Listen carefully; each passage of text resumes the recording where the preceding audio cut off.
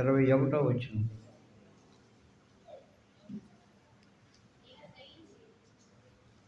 పెద్దగా చదువు.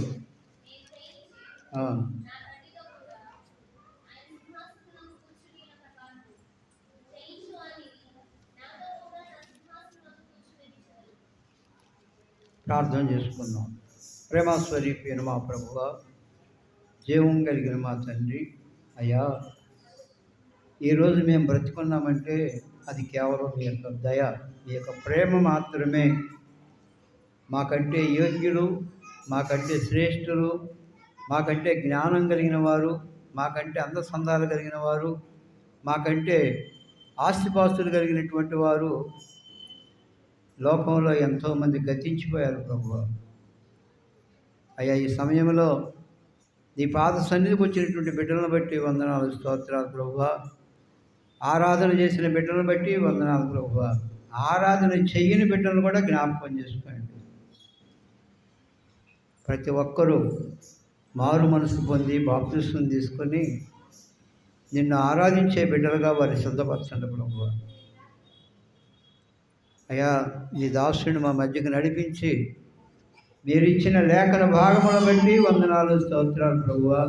మరి సమయంలో వాక్యమే వెలుగులో మమ్మల్ని మేము పరీక్షించుకొని యోగ్యమైన రీతిలో బలలో పాల్పొంపులు పొందుటకు ప్రభువా సహాయం చేయమని మీ దయగలిగిన హస్తాలకు అప్పగించుకుంటూ మా ప్రభు అయిన యేసుక్రీస్తు నామమున స్తుతించి ప్రార్థించి వేడుకుంటున్నాము తండ్రి, ఆమేన్.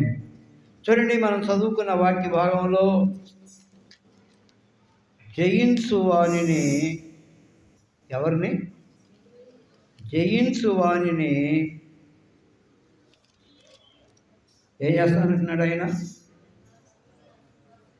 నా తండ్రితో కూడా ఆయన సింహాసనం మీద కూర్చుండి ఉన్న ప్రకారము జయించు వారిని నాతో కూడా నా సింహాసనమునందు కూర్చుండనిచ్చెదను.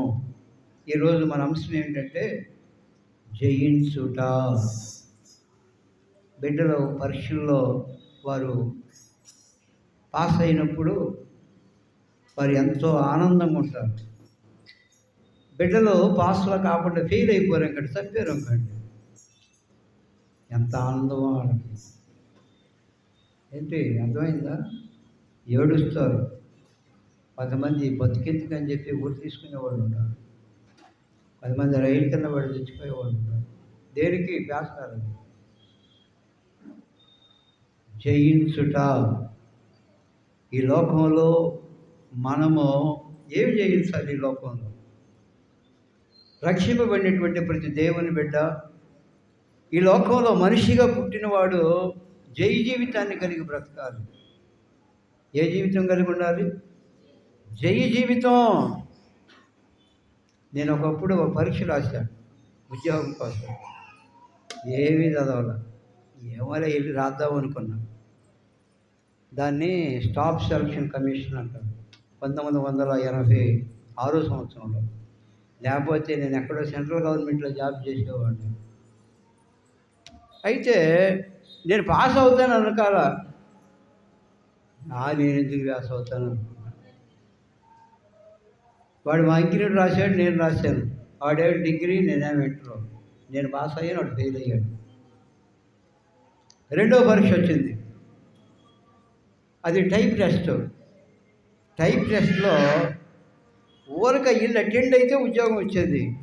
నేను అనుకున్నాను, అరే టైపే రాదు, నేను ఎందుకు పోవాలి దానికి అని చెప్పి నేనేం చేశాను, మానేశాను. అప్పటికి మున్సిపాలిటీలో 4 సంవత్సరాల నుండి ఉద్యోగం చేస్తున్నాను. అప్పుడు నా జీతం 750 రూపాయలు జీతం. ఆ పరీక్ష కూడా నేను అటెండ్ అయ్యి ఉంటే ఈరోజు నేను దాదాపు ₹1,00,000 పెన్షన్ తీసుకుంటూ ఉండేవాడిని. రిటైర్మెంట్ అయిన తర్వాత ఎంత? ₹1,00,000 పెన్షన్ వచ్చేది. 2 లక్షలు నేను రిటైర్మెంట్ అయ్యేవాడిని. మంచి జాబ్ వచ్చేది. కానీ ఇది దేవుని చిత్తం కావాలి. అర్థమైందా? దేవుని చిత్తం కానప్పుడు మనం ఎన్ని ప్రయత్నాలు చేసినా అన్నీ వ్యర్థం అవుతాయి. కానీ ప్రయత్నం చేయాలి. చదువుకుని మరి ఉద్యోగం కోసం ప్రయత్నం చేయాలి. చదివేళ్ళే అని ఒక మోటివేట్ లాగా ప్రవర్తన చేయకూడదు. ఏదైనా పరీక్షలు వచ్చినప్పుడు చదివి రాసి పరీక్షల్లో జయం ఇచ్చేది ఎవరు? హలో ఎలీషా, పరీక్షల్లో జయం ఇచ్చేది ఎవరు? దేవుడే. నయమానికి జయం కలుగు చేసింది ఎవరు? చదవండి, 2 రాజుల గ్రంథం 5వ అధ్యాయము. జయం ఇచ్చేది దేవుడే, కానీ పోరాడేది మనం. గుర్తుపెట్టుకోండి, పోరాటం లేకుండా జయం రాదు మనిషికి. పరీక్షలో రాయకుండా వాడు పాస్ అవ్వలేరు. ఇంట్లో పనుకున్నాడు అనుకోండి, పరీక్షలు రాయకుండా వాడి బ్రతుకంతా దరిద్రంగా ఉంటుంది. రాయాలి, పాస్ కావాలి, మంచి జాబ్ తెచ్చుకోవాలి. అంతేగాని నాకేం వచ్చింది అనుకుంటే వాడి పరిస్థితి ఏంటి? అంతకంటే మోటివేట్ అయ్యాం. చదవండి, 2 రాజుల గ్రంథం 5వ అధ్యాయము 1వ వచనం. నయమాను ఒకడు ఉండెను, అతని చేత యెహోవాయే సిరియా దేశమునకు జయము కలుగు చేసి ఉండెను. ఎవరు? దేవుడా లేకపోతే నయమానా? చెప్పండి. యుద్ధం చేసేది ఎవరు? యుద్ధం చేసేది నయమానే, కానీ జయమిచ్చేది ఎవరు? దేవుడు. నువ్వు పరీక్ష రాయాలి, టెస్టులు రాయాలి, బాగా చదవాలి, మంచి ఉద్యోగం తెచ్చుకోవాలి. అప్పుడు దేవునికి భయంకరంగా ఉంటుంది. నీకు కూడా దరిద్రం లేకుండా నెలకి 50,000 40,000 డబ్బులు వస్తాయి. ఏమో రాయటానికి దొబ్బడయ్యింది. పరీక్షల్లో మంచి మార్కులు రావాలి. 300 200తో కాదు పాస్ అయ్యేది. దేవుని బిడ్డలు 500 మార్కులతో పాస్ అవ్వాలి. అవసరమైతే 580 70 మార్కులు తెచ్చుకోవాలి. 10th క్లాస్ చదివే పిల్లలు ఏదో పోయాం వచ్చామంటే కుదరదు. డిఎస్సి పడింది, టెట్ రాయాలి, ప్రిపేర్ అవ్వాలి, రాయాలి. ఎందుకంటే జయం ఇచ్చేది ఎవరు? రాసేది మనమే, కానీ జయం ఇచ్చేది ఎవరు? దేవుడే. ఇప్పుడు మన సమయానికి వద్దాం. ఎందుకు మన జీవితంలో జయం పొందాలి? ఓడిపోతే కలిగే నష్టాలు ఏంటి? ఓడిపోయింది ఏం చేస్తారు? చూడండి, జగన్ గెలిస్తేనేమో కుర్చీలో కూర్చున్నాడు, సీఎం కుర్చీలో. వాడు ఓడిపోయి ఏం చేశాడు? తప్పదు. చంద్రబాబు నాయుడు ఓడిపోయినప్పుడు వాడు ఇంట్లో కూర్చున్నాడు, ఇప్పుడు వాడు వచ్చి కుర్చీలో కూర్చున్నాడు, సీఎం కుర్చీలో. ఎవరు ఊహించలా, కానీ ఏదో జరిగినాయి అనుకుంటున్నారు. మనకు అనవసరం లేదు. ఎవరైతే జయం పొందుతారో దేవుడు వారిని సింహాసనం మీద కూర్చోబెడతాడు. ఈ లోకంలో మనం ఏమేమి జయించాలి, ఎవరిని జయించాలి? దేవుని బిడ్డలు ముఖ్యంగా ఈ లోకంలో బ్రతికినంతకాలం జయ జీవితాన్ని కలిగి ఉండాలి. చదవండి, 1 యోహాను పత్రిక 4వ అధ్యాయం 5వ వచనం. మిస్టర్ జాన్ వెస్లీ చదువుతాడు. ఎవరు చదవద్దు, మీరు చెప్పినోడే చదవాలి. జాన్ వెస్లీ బైబిల్ చదువుతాడు. ఈ బైబిల్ది 1 యోహాను పత్రిక 4వ అధ్యాయం 5వ వచనం. యాక్టివ్గా ఉండు. ఈ సంవత్సరం 10th క్లాస్లో 590 రావాలి నీకు. ఆమేన్. కష్టపడి చదవాలి. భైవే ఏ పేరు? ఆ అమ్మాయికి నవ్యో, నాకు తెలియదు పేర్లు. ఆ అమ్మాయికి కూడా 599 రావాలి. 1 యోహాను 4వ అధ్యాయం 5వ వచనం చదువు. వారు లోకమును, చూడండి ఏది నువ్వు చదివేది? 5:4 చదువు. రివర్స్లో చెప్పారు, 5:4 చదవండి. దేవుని మూలముగా పుట్టిన వారందరూ లోకమును జయించుదురు. లోకమును జయించిన విజయమే మన విశ్వాసం. పేరుకి విశ్వాసులు కాదు, జయించాలి. టీవీలు చూడొద్దు.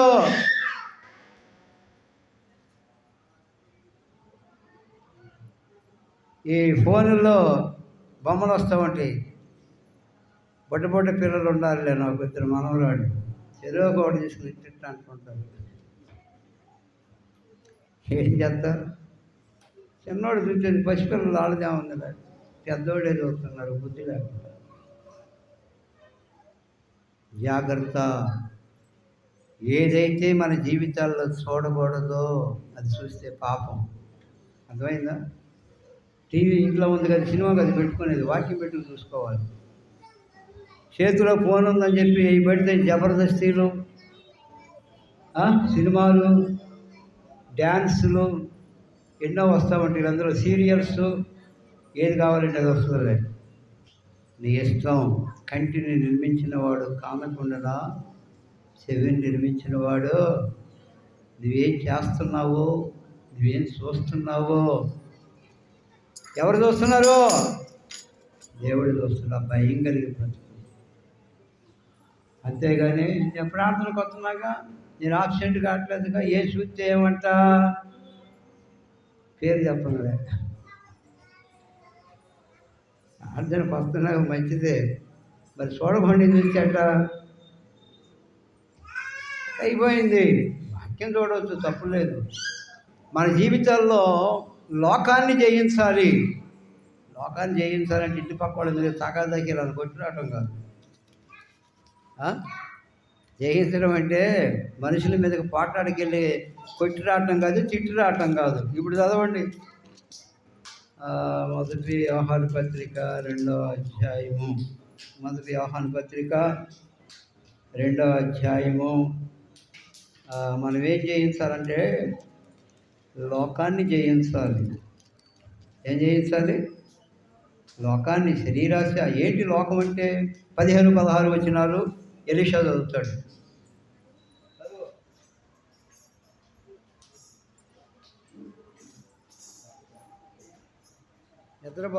నిద్రపోవద్దు, మెలకువతో ఉండండి దయచేసి.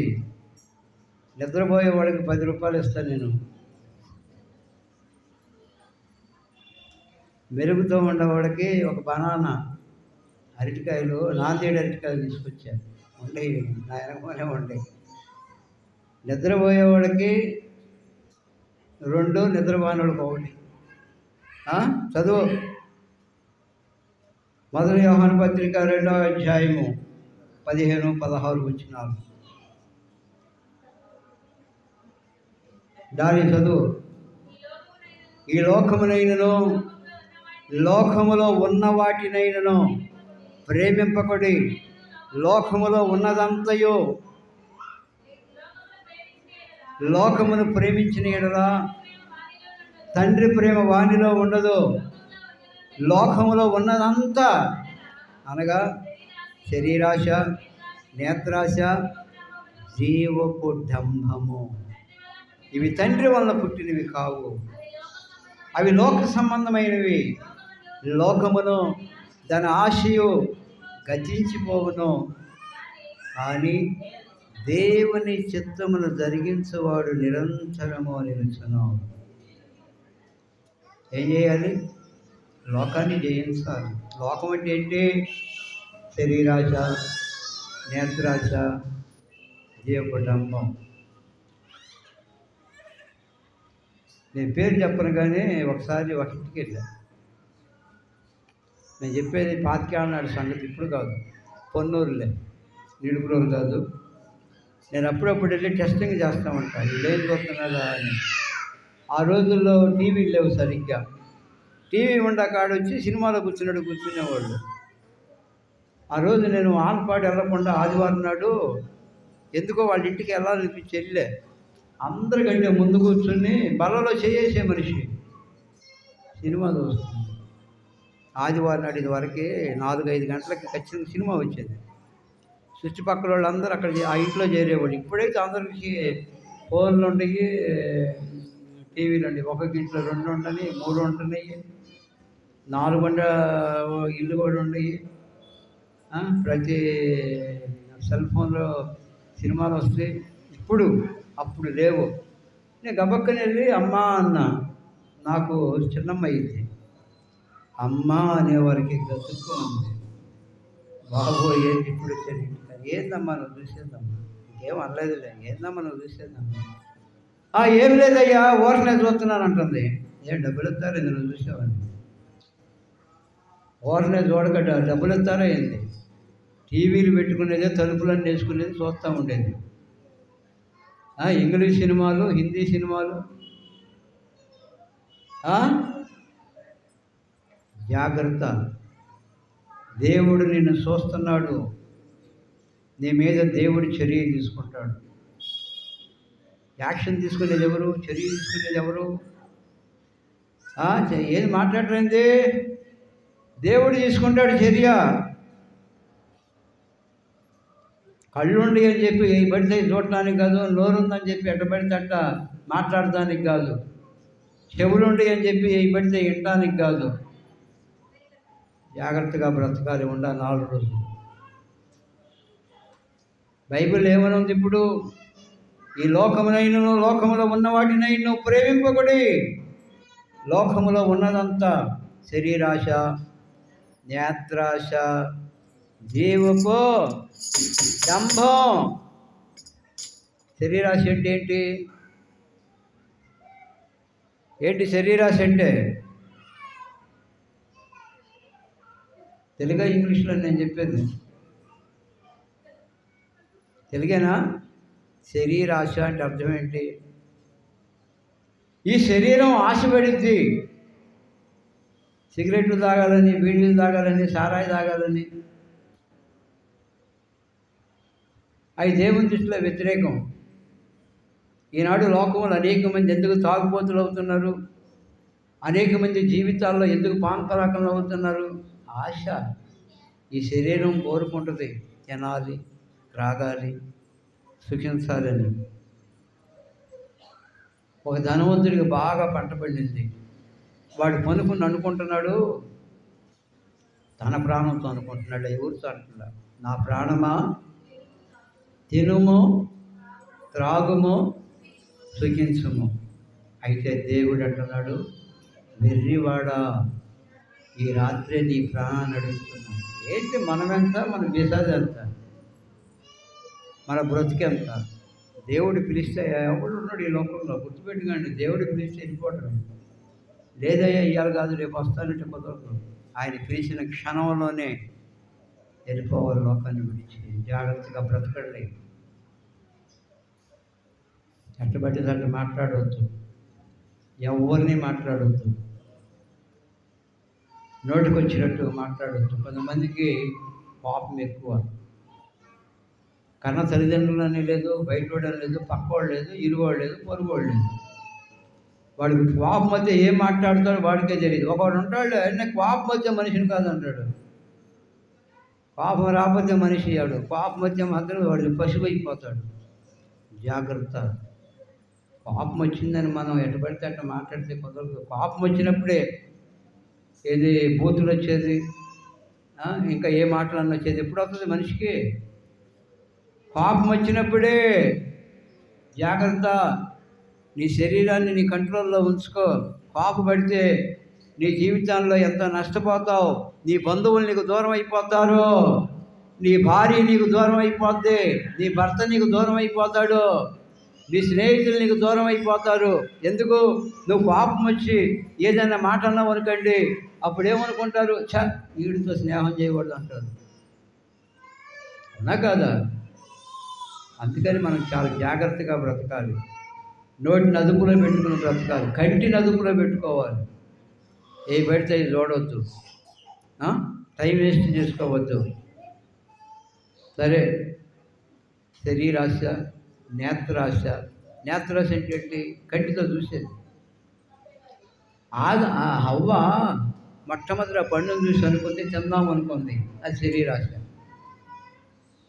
నేత్రాశ, అబ్బో కన్నులకి ఇంపుగా ఉందే అనుకుంది, కన్నులకి ఇంపుగాను రమ్యమైనదిగా ఉందనుకుంది. 3వ పాయింట్, అది దేవతలు అనబడతారు. మీరు అసలు మరణమే రాదు మీకని సాతానుడు ఏం చేశాడు? అవ్వకి చెప్పాడు. ఇంకేమలే, నా అంతది లేదు అనుకుంది. ఎవరు? అవ్వ.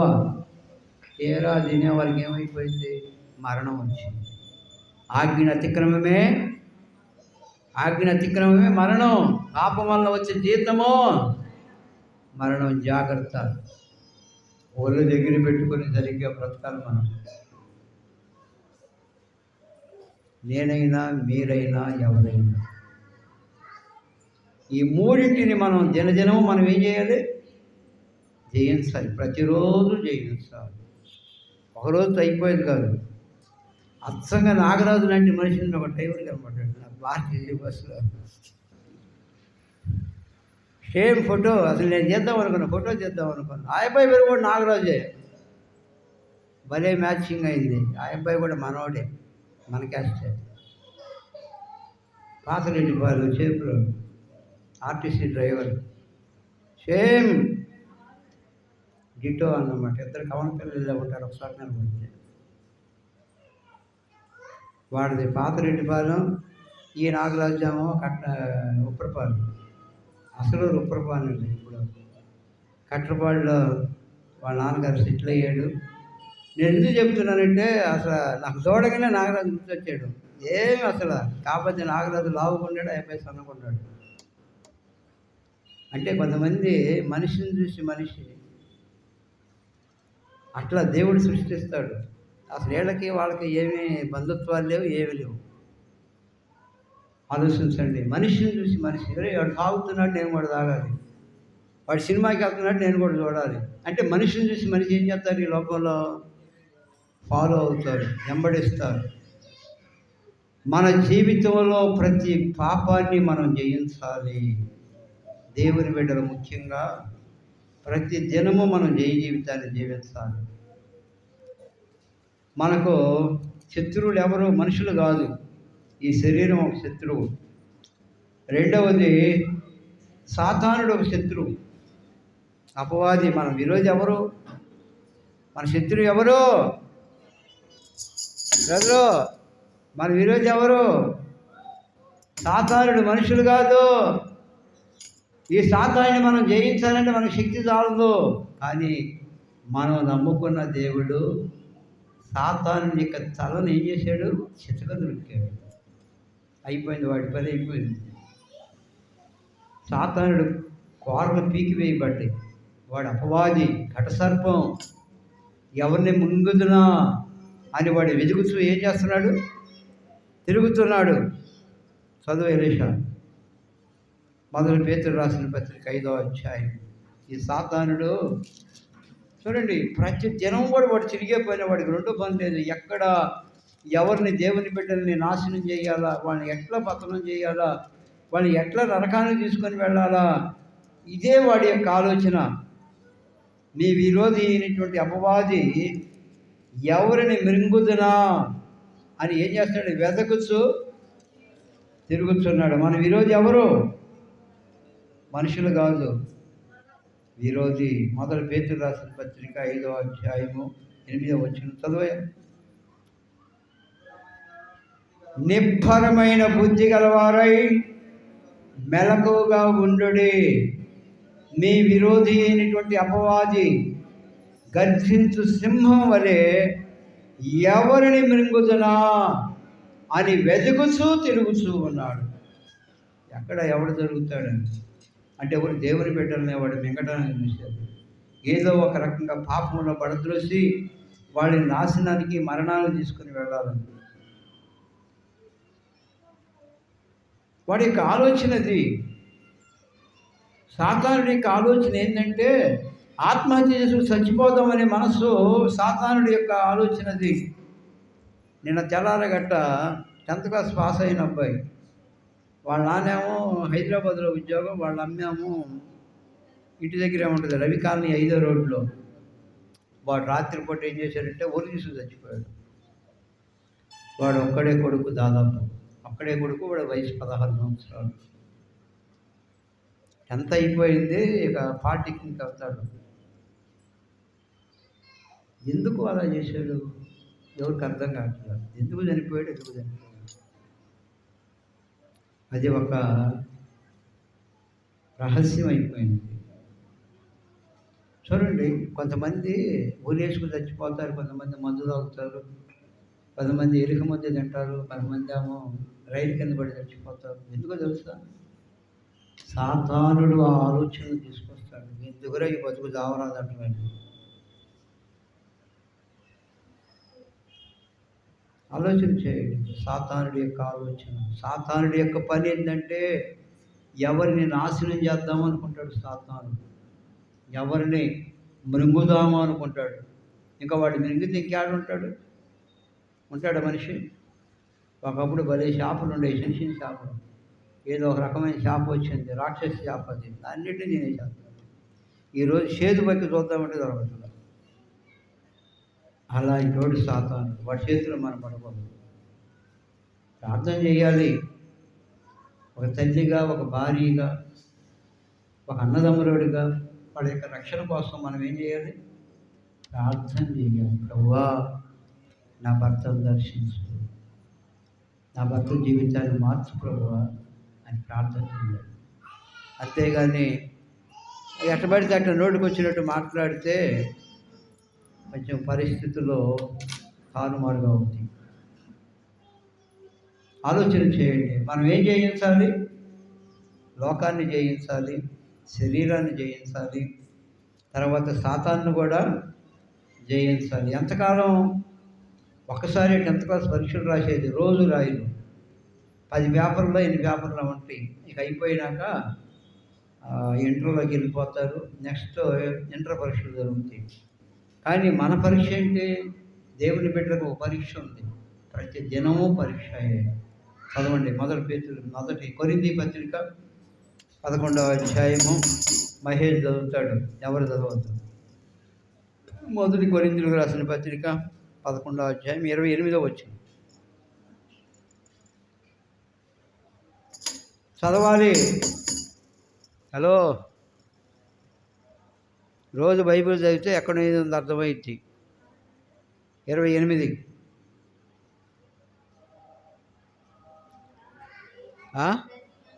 కాబట్టి ప్రతి మనుష్యుడు తన్ను తాను పరీక్షించుకొని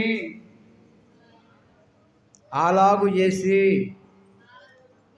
ఆ రొట్టెను ఆ పాత్రలోనిది త్రాగవలెను. ముందేం చేయాలి? పరీక్ష చేయాలి. డాక్టర్ దగ్గరికి వెళ్తాడు, ఏమంటాడు? చిన్న కాగితం రాసి వీళ్ళు పరీక్షలు చేసుకోమంటాడు. వాడు మందీడు ముందు ఏందమ్మా అంటాడు. అయ్యా ఒంట్లో బాగా అట్లేదు. ముందేం చేస్తాడు? పరీక్ష తీసుకొచ్చి రాసిన తర్వాత డాక్టర్ దగ్గరికి వస్తే టకటక రాసేస్తాడు. అయ్యా నువ్వు ఇది తినవచ్చు, ఇది తినకూడదు, వెళ్ళిపో అంటాడు. అర్థమైందా? ఇప్పుడు పరీక్ష లేకుండా డాక్టర్ కూడా మందులు రాయట్లా ఇప్పుడు. అలాగైతే పరీక్షించుకోకుండా బలలో చేయకూడదు. గుర్తుపెట్టుకోండి. నిన్ను నువ్వు పరీక్షించుకోవాలి, నన్ను నేను పరీక్షించుకోవాలి. ప్రతి మనుషుడు తను తాను పరీక్షించుకొని అలాగు చేసి ఆ రొట్టెను తిని ఆ పాత్రలోనిదే త్రాగవలెను. కాబట్టి మన జీవితాల్లో జీవితం. మరి బ్రదరు 71వ సంవత్సరంలో సేవకు సమర్పించుకున్నాడు. ఇదిగో ఈ చెరువులోనే, ఈ ఓరచెరువులోనే బాప్తిసం తీసుకున్నాడు. ఒకప్పుడు మన మందిరం ఎక్కడ ఉండేది? ఎక్కడ? మన మందిరం ఎక్కడో తెలుసా? ఇప్పుడు వాళ్ళకి ఏం తెలుసు? చాలామందికి తెలియదు. నాగమ్మ కూడా ఇల్లే ఒక మందిరం. అప్పుడు అక్క కూడా పెళ్లి కాదు. ఫస్ట్ మందిరం అది. Next Karnayya chicken stall 2. మూడవది పశువుల హాస్పిటల్ దగ్గర 3వది. అప్పుడు వీళ్ళు మునుగుదు నుండి వచ్చేవాళ్ళు ఇక్కడికి నిడుపురాలు ప్రార్థనకి. మునుగుదు నుండి నడిచి వచ్చేవాళ్ళు ఆరాధనకి. మాసవరం నుంచి వచ్చేవాళ్ళు. ఆ దినాల్లో మరి 69లో ప్రభువుని నమ్ముకున్నాడు కదా. 71లో సేవకు సమర్పించుకున్నాడు. 2016 దాకా సేవ చేశాడు. 45 సంవత్సరాలు సేవ చేశాడు మన సీఎంలోనే. పెద్ద ఎంఏ చదవలేదు, లేకపోతే ఎంటెక్ చదవాలా. బ్రదర్ ఎన్ని చదివావు? హలో, ఏం చదువుకున్నావు? ఏం చదివా నువ్వు?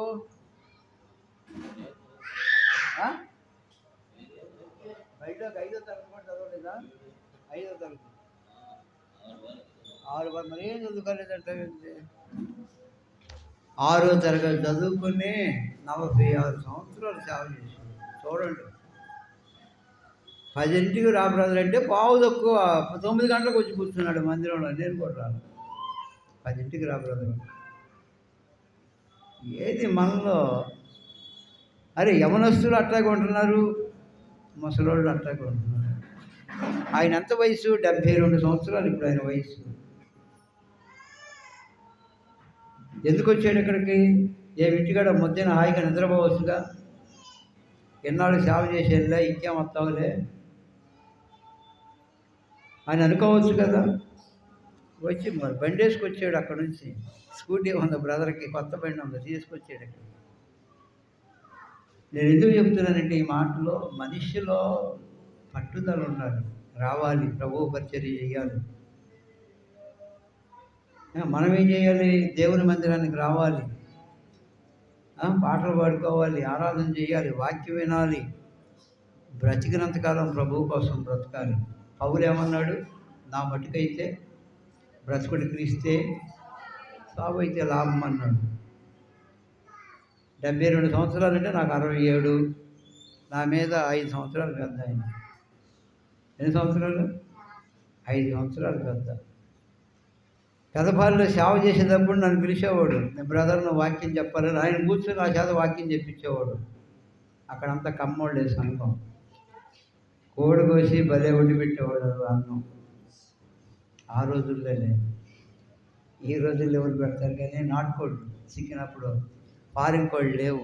నేను చెప్పేది ఎప్పుడు సంగతి అంటే 40 సంవత్సరాల క్రితం చెబుతున్నా. పెద్దపాలెం వెళ్ళేవాళ్ళం సైకిల్ వేసుకుని. నేను గుమ్మడి దేవదాసు బ్రదర్ ఉండేవాడు. చాలామందికి తెలియదు, నేను కొంతమందికి తెలుసు. అక్కడ పాటలు పాడతాడు. మేమిద్దరం అసలేం పాటలు పాడేవాడు, నేనేం వాక్యం చెప్పాడు. బోడిపాలెం వెళ్ళేవాళ్ళం సైకిల్ వేసుకుని. ఇక్కడ నుంచి రాత్రి 12 గంటలప్పుడు సైకిల్ వేసుకుని మళ్ళీ వచ్చేవాళ్ళం మేము. మీరైతే ఏమవుతారు? కుర్రోళ్ళు మన పేరుకి టయానికే రాదు దేవుని మందిరానికి. 12 గంటలప్పుడు, అర్ధరాత్రి 12 గంటలప్పుడు రోడ్లు సరి ఉండేవి కదా, సైకిల్ వేసుకొచ్చేవాళ్ళు. ఒక చిన్నగాజులు లేస్తే దొంగోళ్ళు కేకేస్తున్నారు, అబ్బాయి ఆగండి ఆగండి అంటున్నారు. మాకు అనుమానం వచ్చింది, ఆ మండోళ్ళ ఇంటి దగ్గర దొంగలు వచ్చేవాళ్ళు.